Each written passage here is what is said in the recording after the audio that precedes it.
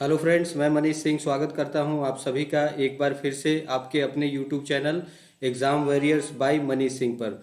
तो फ्रेंड्स, जैसा कि हम हर संडे को one liner current affair question को डिस्कस करते हैं, जो बीते सप्ताह की, जैसे हम यहां पे बात करें तो 21 जून से 26 जून तक के जो भी टॉप करंट अफेयर्स क्वेश्चन है उसको वन लाइनर मोड में एक पंक्ति में हम लोग जल्दी जल्दी रिवाइज करने की कोशिश करेंगे, क्योंकि ये सारे क्वेश्चन जो हैं वो एमसीक्यू फॉर्मेट में हम लोग पहले ही डिस्कशन कर चुके हैं।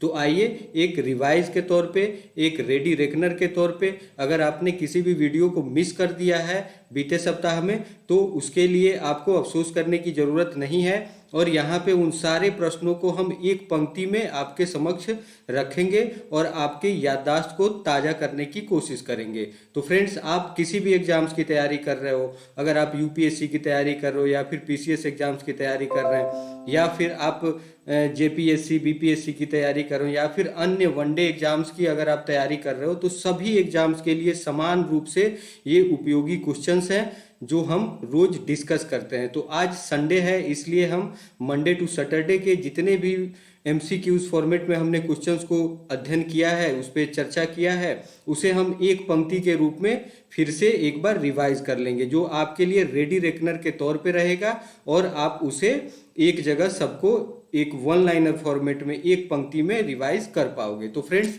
हम सेशन की शुरुआत करते हैं। और जैसा कि आप सभी को पता है कि जब हम सेशन की शुरुआत करते हैं तो एक मोटिवेशनल कोट्स के साथ करते हैं। तो आज का जो कोट है वो है आपके स्क्रीन पे, कोई भी लक्ष्य मनुष्य के साहस से बड़ा नहीं। कहने का मतलब ये है कि आपके लाइफ में आपने कोई भी गोल अगर सेट किया है, खासकर अगर हम स्टूडेंट्स की बात करें तो वो लाइफ में अलग अलग, जिनकी जिस तरह की अभी रुचि है वैसे वो लाइफ में अपना एक गोल सेट करते हैं, लक्ष्य निर्धारित करते हैं। तो आपको कभी भी हतोत्साह होने की ज़रूरत नहीं है, बस आपको एक कमिटमेंट दिखाना है और एक स्टेप लेना है। पहला स्टेप ही जो होता है वो समझा जाता है कि आधा काम आपने कर दिया। जैसे कि अंग्रेजी में एक कहावत है कि well begun is half done, मतलब अच्छी शुरुआत अगर आप किसी चीज़ को करते हो तो समझो कि आपका जो लक्ष्य है, जो काम आप करने जा रहे हो, वो लगभग आधा पूरा हो गया। तो आपको एक बड़े ही साहस के साथ, बड़े तन्मयता के साथ किसी भी लक्ष्य के प्रति जो भी आपने अपने जीवन में निर्धारित किया है उसे लग जाने की जरूरत है। और सबसे बड़ा फैक्टर जो है वो है साहस, क्योंकि मनुष्य साहस के बल पे ही आज चांद पे पहुंच गया है और ऐसी ऐसी आविष्कार हो रहे हैं, चाहे किसी भी क्षेत्र में हो। आप देखोगे तो आपको यकीन नहीं होगा कि मनुष्य ऐसे बड़े बड़े कारनामे भी कर सकते हैं। तो फ्रेंड्स, कोई भी लक्ष्य मुश्किल नहीं होता है, सिर्फ आपको साहस करने की ज़रूरत है, डेयर करने की ज़रूरत है। तो फ्रेंड्स, अब हम बढ़ते हैं अपने सेशंस की ओर और प्रश्नों का सिलसिला शुरू करते हैं। तो पहला प्रश्न है आपके स्क्रीन पे, संयुक्त राष्ट्र लोक सेवा दिवस, United Nations public service day किस दिन मनाया जाता है? तो फ्रेंड्स, ये आपको याद रखना है, ये डेज वाले क्वेश्चंस हैं जो अक्सर आपके एग्जाम्स में पूछे जाते हैं। तो संयुक्त राष्ट्र लोक सेवा दिवस मनाया जाता है 23 जून को, ये आपको याद रखना है। अब हम बढ़ते हैं अगले प्रश्न की ओर। हाल के एक सर्वेक्षण में किस राज्य के लोकप्रिय हिल स्टेशन महाबलेश्वर की एक गुफा में कुछ चमगादड़ प्रजातियों में नीपा वायरस के संकेत मिले हैं और इनके खिलाफ एंटीबॉडी की उपस्थिति पाई गई है? तो फ्रेंड, जैसे कि आप सबको पता होगा कि महाबलेश्वर की जो गुफा है वो महाराष्ट्र में पाई जाती है, ये काफ़ी एक टूरिस्ट प्लेस है। तो वहाँ पे कुछ चमगादड़ की प्रजातियों में निपा वायरस के संकेत देखने को मिले हैं।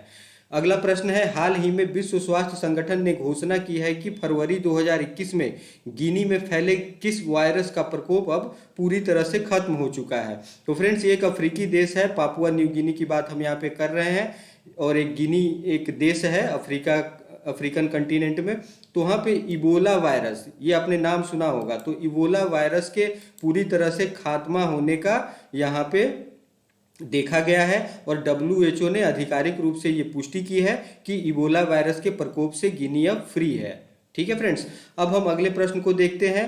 किस राज्य सरकार ने इलेक्ट्रिक कार को खरीदने पर 1.5 लाख रुपए या प्रति किलोवाट पर 10,000 तक की सब्सिडी देने की घोषणा की है? तो फ्रेंड्स, यहाँ पे हम बात करें इलेक्ट्रिक कार की। इलेक्ट्रिक कार को इसलिए प्रमोट किया जाता है कि ये प्रदूषण के हिसाब से भी काफ़ी एक सकारात्मक एक इनका प्रभाव पड़ता है। जैसे कि अगर हम बात करें डीजल की, पेट्रोल की, या फिर अन्य जो चीज़ों से अगर हम रेगुलेट करते हैं, खासकर डीजल पेट्रोल से, तो इसमें प्रदूषण का खतरा हमेशा बना रहता है और दिन पर दिन प्रदूषण बढ़ता रहता है। तो उसे हतोत्साहित करने के लिए इलेक्ट्रिक कार जो भी खरीदने जाएगा, गुजरात सरकार की ये स्कीम है, उसे 1.5 लाख रुपए या फिर किलोवाट प्रति किलोवाट पे 10,000 रुपए तक की सब्सिडी देने की घोषणा की गई है। तो एक अच्छी पहल है जिससे पर्यावरण को भी कम नुकसान पहुंचेगा। अब हम बढ़ते हैं अगले प्रश्न की ओर। किस देश की सेना ने एक हवाई उच्च शक्ति वाले laser, airborne high power laser का सफलतापूर्वक परीक्षण किया है जो ड्रोन को मार गिराने की क्षमता रखता है? तो फ्रेंड्स, ये साइंस एंड टेक से ये क्वेश्चन आ रहा है और इस तरह का एयरबोर्न हाई पावर लेजर का परीक्षण किया है इजराइल ने। आपने इजराइल के बारे में सुना होगा, ये हमेशा से एक अत्याधुनिक टेक्नोलॉजी को अपने अंदर एक परीक्षण हमेशा से करता आ रहा है और एक अत्याधुनिक तकनीक से अगर हम बात करें रक्षा क्षेत्र की, तो इजराइल इसमें अग्रणी भूमिका निभाता है।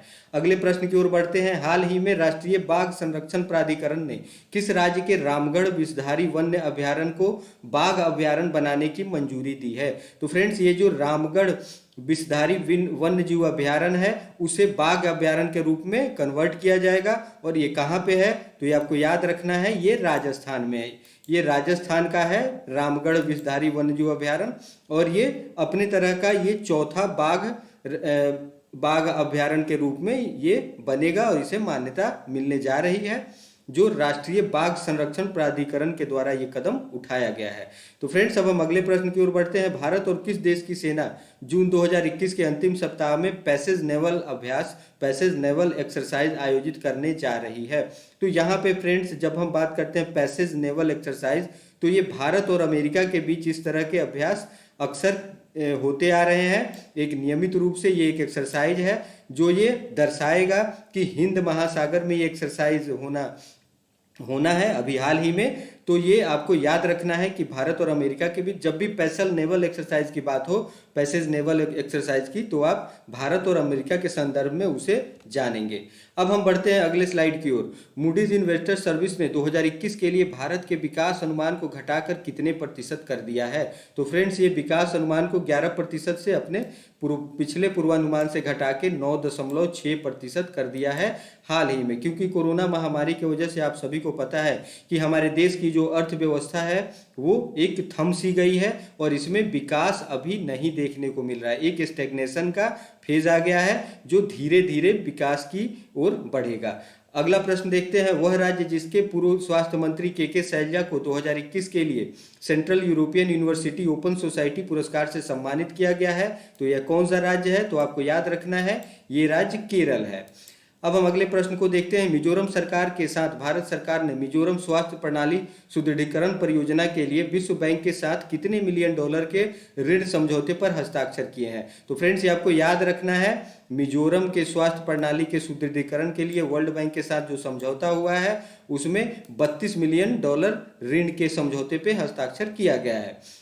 अगला प्रश्न देखते हैं। वैश्विक प्रौद्योगिकी ब्रांड OnePlus ने हाल ही में किस क्रिकेटर को अपनी वियरेबल्स यानी पहनने वाली चीज़ें, जैसे घड़ी जैसे पहनने वाली चीज़ें, इस कैटेगरी का ब्रांड एम्बेसडर बनाया है? तो वो क्रिकेटर है, काफ़ी फेमस क्रिकेटर है इंडियन टीम के, और उनका नाम है जसप्रीत बुमराह। ये आपको याद रखना है। अब हम बढ़ते हैं अगले प्रश्न की ओर। अंतर्राष्ट्रीय नाविक दिवस, international day of the seafarer, किस दिन मनाया जाता है?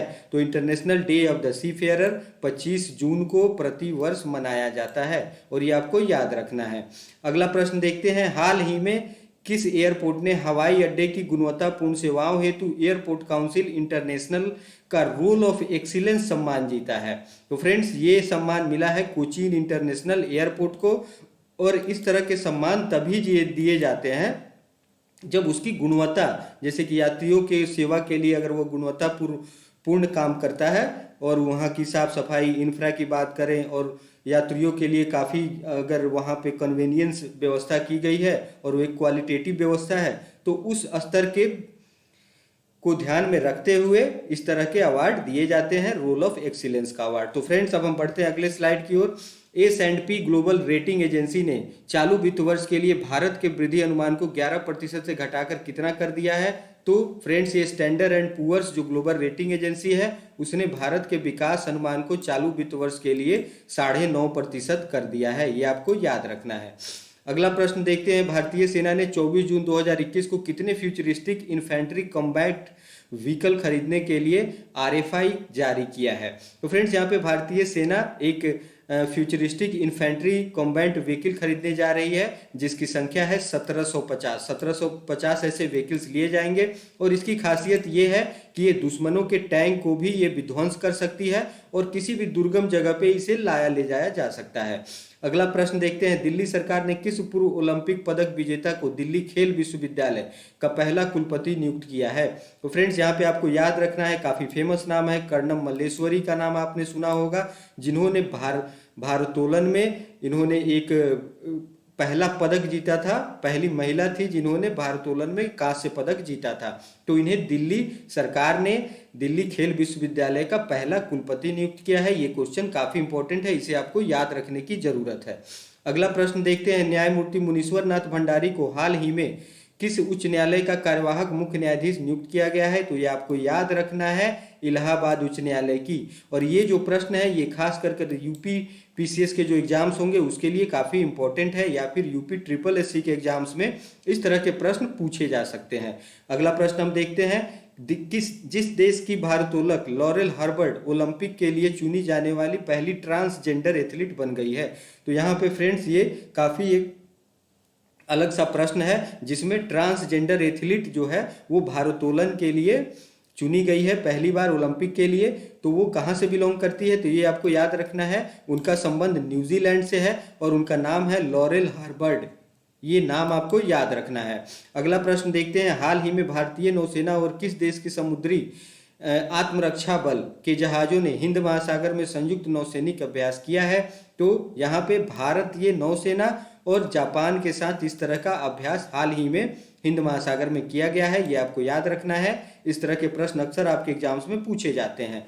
अगला प्रश्न देखते हैं, विश्व हाइड्रोग्राफी दिवस वर्ल्ड हाइड्रोग्राफी डे किस दिन मनाया जाता है? तो फ्रेंड्स ये आपको याद रखना है, 21 जून को वर्ल्ड हाइड्रोग्राफी डे मनाया जाता है। और हाइड्रोग्राफी का मतलब होता है, अगर हम समुद्र के सर्वेक्षण की बात करें, जब हम समुद्र के सर्वेक्षण करते हैं जहाज़ों के माध्यम से, वो वेसल्स के माध्यम से, तो उसमें ये देखा जाता है कि कहाँ पे खनिज संपदा या तेल मिलने की संभावना है या फिर समुद्री जनजीवन है उसको कैसे संरक्षित किया जाए, इस दिशा में इससे सहायता मिलती है। तो उसी चीज़ों को प्रति लोगों को जागरूक करने के लिए उसके उद्देश्य को समर्पण के भावना को देखते हुए विश्व स्तर पे हाइड्रोग्राफी दिवस मनाया जाता है 21 जून को, ये आपको याद रखना है। अब हम बढ़ते हैं अगले प्रश्न की ओर। वह राज्य सरकार जिसने पूर्व RBI गवर्नर रघुराम राजन को आर्थिक सलाहकार परिषद में शामिल किया है? तो फ्रेंड्स ये आपको याद रखना है कि वो तमिलनाडु स्टेट है जिसने रघुराम राजन, जो भारत के पूर्व गवर्नर रह चुके थे भारतीय रिजर्व बैंक के, उन्हें आर्थिक सलाहकार परिषद में शामिल किया गया है। अगला प्रश्न है, अंतर्राष्ट्रीय विधवा दिवस इंटरनेशनल विडोज डे किस दिन मनाया जाता है? तो इसे 23 जून को मनाया जाता है, अंतर्राष्ट्रीय विधवा दिवस। इस तरह के प्रश्न अक्सर आपके वनडे एग्जाम्स में पूछे जाते हैं। और विधवा दिवस मनाने के पीछे ये उद्देश्य होता है कि विधवाओं के जो स्वाभिमान पूर्वक अपना जीवन यापन कर सके, उनके प्रति समाज में एक जागरूकता फैलाई जाए। अगला प्रश्न है, किस राज्य सरकार ने मुख्यमंत्री उद्यमी योजना शुरू की है? तो फ्रेंड्स ये जो मुख्यमंत्री उद्यमी योजना है ये बिहार सरकार ने शुरू की है, जिसमें युवाओं को एक कम इंटरेस्ट पे उनको स्वरोजगार की ओर प्रेरित करने के लिए ऋण राशि देने की व्यवस्था की गई है। अगला प्रश्न देखते हैं, ब्रिटिश वकील जिसने अंतर्राष्ट्रीय आपराधिक न्यायालय के नए मुख्य अभियोजक के रूप में शपथ ग्रहण की है? तो फ्रेंड्स ये ब्रिटिश वकील हैं जिन्होंने इंटरनेशनल क्रिमिनल कोर्ट के नए मुख्य अभियोजक के रूप में शपथ की है। इनका नाम है करीम खान, ये आपको ध्यान रखना है। इस तरह के इंटरनेशनल अफेयर्स के क्वेश्चंस अक्सर पूछे जाते हैं। अगला प्रश्न है, प्रधानमंत्री नरेंद्र मोदी ने अंतर्राष्ट्रीय योग दिवस पर किस ऐप को लॉन्च किया है? तो फ्रेंड्स ये एम योगा ऐप को लॉन्च किया गया है और ये यूनाइटेड नेशंस के सहयोग से ये ऐप लॉन्च किया गया है और ये दुनिया की काफ़ी सारी भाषाओं में इस ऐप को आप पढ़ सकते हैं, जान सकते हैं, जिससे योगा को प्रमोशन मिल सके। अगला प्रश्न हम देखते हैं, centre for science and environment द्वारा जारी ईज ऑफ लिविंग इंडेक्स 2020 में किस शहर को भारत के सबसे रहने योग्य शहर के रूप में नामित किया गया है? तो friends ease of living index के हिसाब से बेंगलुरु जो है वो सबसे बढ़िया शहर माना गया है, जहां रहने के हिसाब से सारी इंफ्रास्ट्रक्चर है और सारे स्टैंडर्ड्स को वो पालन करता है। अगला प्रश्न देखते हैं, हाल ही में किस राज्य सरकार ने 1 वर्षीय पाठ्यक्रम योग विज्ञान को शुरू करने की घोषणा की है? तो फ्रेंड्स, योग विज्ञान को पढ़ने की शुरू करने वाला जो स्टेट है, पढ़ाई को जारी करने के लिए घोषणा करने वाला स्टेट है, वो है दिल्ली। तो फ्रेंड्स, अब हम बढ़ते हैं अगले स्लाइड की ओर, क्योंकि आप सभी को ये जल्दी जल्दी एक रेडी रेगुलर के तौर पे मैं यहाँ पे रिवाइज करा रहा हूँ, ज़्यादा समय न लेते हुए, क्योंककि ये सारे प्रश्न आप लोग एमसीक्यू फॉर्मेट में पहले पढ़ चुके हैं। तो देखते हैं पहला प्रश्न इस स्लाइड में क्या है। वैश्विक शांति सूचकांक के 15वें संस्करण में 163 देशों की सूची में किस देश को दुनिया का सबसे शांतिप्रिय देश घोषित किया गया है? तो फ्रेंड्स, ये काफ़ी समय से आप देखोगे तो आइसलैंड का नाम इसमें हमेशा बना रहता है। तो वहाँ पे ऐसी सुविधाएं हैं, लोगों को इस तरह से उनके अधिकारों की रक्षा की जाती है, जिससे वहाँ किसी तरह की अप्रिय घटना कम ही देखने को मिलती है। वहाँ की कानून व्यवस्था की बात करें, वहाँ के समाज की बात करें, ठीक है, और वहाँ की सुविधाएं की बात करें, तो ये सारे अव्वल दर्जे के हैं। इसलिए 163 देशों की सूची में वैश्विक शांति सूचकांक में आइसलैंड को पहला स्थान मिला है। अगला प्रश्न देखते हैं, संयुक्त राष्ट्र की तरफ से जारी ताजा रिपोर्ट के अनुसार 2020 में भारत दुनिया में सबसे ज्यादा एफडीआई हासिल करने वाला जो देश बन गया है, उसमें भारत का नंबर कितना है? तो वो है 5वां स्थान। भारत का 5वां स्थान है फॉरेन डायरेक्ट इन्वेस्टमेंट अपने तरफ हासिल करने का। अगले प्रश्न को देखते हैं फ्रेंड्स, हाल ही में केंद्र सरकार ने किन 2 सरकारी बैंकों में 51% हिस्सेदारी बेचने की घोषणा की है? तो फ्रेंड्स, ये 2 बैंक है सरकारी, सेंट्रल बैंक ऑफ इंडिया और इंडियन ओवरसीज बैंक। इनमें से इन दोनों बैंकों की 51% हिस्सेदारी को, शेयर्स को बेचने की घोषणा की गई है। अब हम देखते हैं अगला प्रश्न, विश्व संगीत दिवस किस दिन मनाया जाता है? तो वर्ल्ड म्यूजिक डे 21 जून को मनाया जाता है। इस तरह के प्रश्न अक्सर आपके वनडे एग्जाम्स में पूछे जाते हैं, इसलिए आपको याद रखने की आवश्यकता है। अगला प्रश्न देखते हैं, भारत और किस देश ने हाल ही में हाइड्रोजन टास्क फोर्स लॉन्च किया है? तो भारत और अमेरिका ने हाल ही में हाइड्रोजन टास्क फोर्स लॉन्च किया है, और ये ऊर्जा के क्षेत्र में, नवीनीकरण ऊर्जा के क्षेत्र में एक बड़ा कदम माना जा रहा है, जिससे आप ये हाइड्रोजन आधारित एनर्जी को हम बढ़ावा देंगे। अगले प्रश्न को देखते हैं, जो वो महिला खिलाड़ी जिसने टेस्ट मैचों की दोनों पारियों में अर्धशतक बनाने वाली पहली भारतीय एवं दुनिया की चौथी बल्लेबाज बन गई है? तो फ्रेंड्स, इनका नाम है शेफाली वर्मा, और ये बहुत ही इंपॉर्टेंट प्रश्न है, इसे आपको याद रखना है कि इन्होंने अपने टेस्ट मैच की दोनों पारियों में अर्धशतक बनाया है, और ऐसा कारनामा करने वाली भारत की पहली महिला है और दुनिया की ये चौथी बल्लेबाज है। तो इस तरह से ये प्रश्न काफी इंपॉर्टेंट हो जाता है, इसे आपको याद रखने की जरूरत है। अगला प्रश्न देखते हैं, कनाडा के प्रधानमंत्री जस्टिन ट्रूडो ने देश के सुप्रीम कोर्ट में पहले किस अश्वेत व्यक्ति और भारतवंशी को जज के रूप में नामित किया है? तो फ्रेंड्स, भारतीय हैं ये, भारतीय मूल के हैं, और पहले अश्वेत को कनाडा के सुप्रीम कोर्ट में जज के रूप में नामित किया गया है। इनका नाम है महमूद जमाल। ये आपको याद रखना है, ये काफ़ी इंपॉर्टेंट प्रश्न है। इस तरह के पर्सनालिटी वाइज और इंटरनेशनल अपॉइंटमेंट से संबंधित प्रश्न आपके पीसीएस एग्जाम्स में और वनडे एग्जाम्स में अक्सर पूछे जाने की परंपरा रही है, इसलिए आपको ये याद रखना है। तो फ्रेंड्स, अभी हम दोहराने का काम कर रहे हैं, जैसे कि हम डेली के डोज में एमसीक्यू के टॉप 10 करंट अफेयर्स को हम शामिल करते हैं, और यहाँ पे हम सारे क्वेश्चंस को जो बीते सप्ताह के हैं, जैसे हम बात करें 21 जून से 27 जून तक की बात करें, तो जो भी इंपॉर्टेंट क्वेश्चन थे उसे वन लाइनर फॉर्मेट में यहाँ पे रिवाइज करने की कोशिश कर रहे हैं, जिससे आपको ये सारे एक सप्ताह के जो टॉप घटनाक्रम है वो आपको याद रह सके। अब हम बढ़ते हैं अगले स्लाइड की ओर। पहला प्रश्न है, हाल ही में किस अफ्रीकी देश में 1098 कैरेट के दुनिया के तीसरे सबसे बड़े डायमंड की खोज की गई है? तो फ्रेंड्स, ये 1098 कैरेट का ये तीसरा सबसे बड़ा डायमंड है, और इसकी खोज अफ्रीकी देश बोत्सवाना से की गई है। और आप सबको पता होगा कि बोत्सवाना का नाम हीरे के खान के लिए काफ़ी मशहूर है, और यहाँ पे आए दिन, जैसे अगर हम बात करें कुलिनन हीरा का, तो उसे भी बोत्सवाना के खान से ही निकाला गया था, जो दुनिया का सबसे बड़ा डायमंड है। ठीक है, अब हम अगले प्रश्न की ओर बढ़ते हैं। विश्व शरणार्थी दिवस, वर्ल्ड रिफ्यूजी डे, किस दिन मनाया जाता है? तो ये आपको याद रखना है, 20 जून को मनाया जाता है। ये शरणार्थियों के एक संरक्षण देने के लिए, उनके प्रति जागरूकता बढ़ाने के लिए इस तरह के दिवस मनाए जाते हैं। अगला प्रश्न हम देखते हैं, अंतर्राष्ट्रीय योग दिवस कब मनाया जाता है? तो फ्रेंड्स, ये हाल ही में बीता है, 21 जून को हम अंतर्राष्ट्रीय योग दिवस के रूप में मनाते हैं। अगला प्रश्न है, इब्राहिम रईसी किस देश के राष्ट्रपति चुने गए हैं? तो फ्रेंड्स ये इंटरनेशनल अपॉइंटमेंट से संबंधित प्रश्न है और इस तरह के प्रश्न अक्सर आपके पीसीएस एग्जाम्स में और वनडे एग्जाम्स में पूछे जाते हैं। तो इब्राहिम रईसी को ईरान के राष्ट्रपति के रूप में चुना गया है हाल ही में। अगला प्रश्न हम देखते हैं, बीसीसीआई ने ओलंपिक में खिलाड़ियों की तैयारी के लिए कितने करोड़ रुपए दान देने की घोषणा की है? तो फ्रेंड्स ये रकम है 10 करोड़ रुपए। बीसीसीआई ने अभी जो टोक्यो में ओलंपिक का आयोजन होने वाला है उसके लिए खिलाड़ियों को प्रोत्साहन देने के लिए, उनकी तैयारी के लिए 10 करोड़ रुपए को दान स्वरूप देने की घोषणा की है।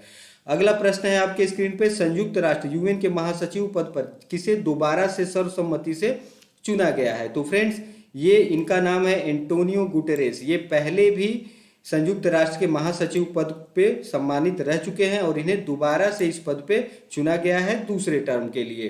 तो फ्रेंड्स आज हमने वीकली वन लाइनर क्वेश्चंस को हमने रिवाइज किया, जो बीते सप्ताह के 21 जून से लेके 26-27 जून तक के जो भी प्रश्न थे इंपॉर्टेंट, उसे आपने एक जल्दी से दोहराने का काम किया, जिससे पिछले सप्ताह के जो भी इंपॉर्टेंट क्वेश्चन है वो आपको याद रह सके और आप अपने एग्जाम में इससे अच्छा प्रदर्शन कर सको। तो फ्रेंड्स आशा करता हूँ आप सभी लाभान्वित होंगे और आप ज़्यादा से ज़्यादा संख्या में इस वीडियो को शेयर करें, सब्सक्राइब करें और ज़्यादा से ज़्यादा स्टूडेंट्स को जोड़ने की कोशिश करें जिससे वो भी लाभान्वित हो सके।